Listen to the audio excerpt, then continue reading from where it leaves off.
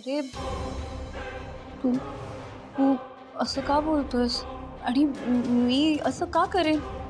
तू तू बघितलंस ना आता, मी तर तुझ्यासाठी तुझी फेवरेट पेस्ट्री आणायला गेले होते.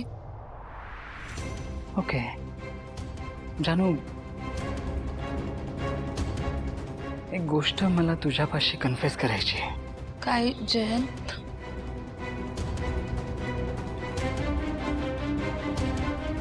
जानू, माझं चुकलंय.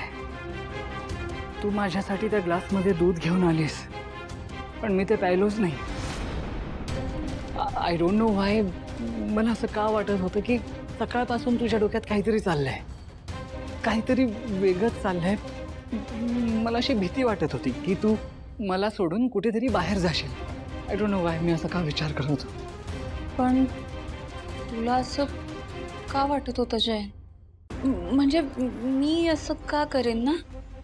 तेच तेच माझं चुकलं जानू, माझं चुकलंय. म्हणून मला याची शिक्षा झालीच पाहिजे. नाही, माझी चूक आहे ना, मग मला शिक्षा व्हायला पाहिजे. माझी चूक आहे. आय एम सॉरी जानू, I am sorry, I am sorry. Jayant अरे मला शिक्षा व्हायलाच पाहिजे. It's okay. जयंत, काय करतोयस तू? चूक माझी आहे जानू, इट्स ओके. जयंत ऐक. I am sorry. माझ्याकडून चूक झाली जानू, आय एम सॉरी. अरे काय? प्लीज मला माफ कर जानू, चुकलंय जानू. I am really sorry. I am so sorry.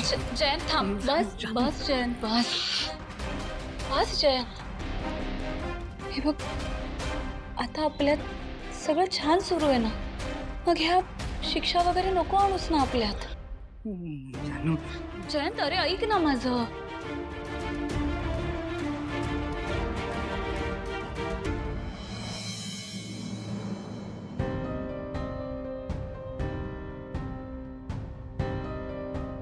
Correct आहे जानू, करेक्ट आहे.